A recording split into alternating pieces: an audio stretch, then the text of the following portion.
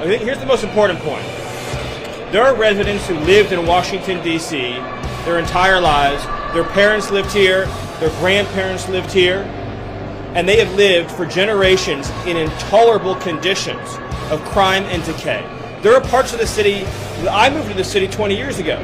There are places where I've seen graffiti that has been untouched for 2 decades. There are homeless encampments that have made it impossible for families to use public parks and public recreation for as long as I've lived here. There are hundreds of residents of this city who are shot in street violence every single year, making it one of the most violent cities on planet Earth. And for too long, 99% of this city has been terrorized by 1% of this city.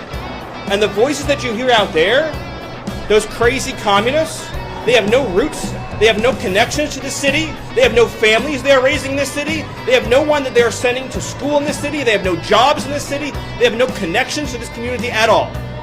They're the ones who've been advocating for the 1%, the criminals, the killers, the rapists, the drug dealers. And I'm glad they're here today.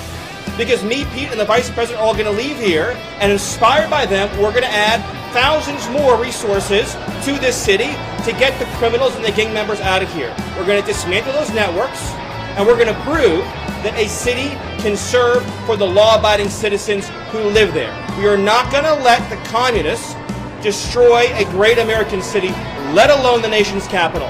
And let's just also address one other thing. All these demonstrators that you've seen out here in recent days, all of these elderly white hippies, they're not part of the city and never have been. And by the way, most of the citizens who live in Washington, D.C. are black.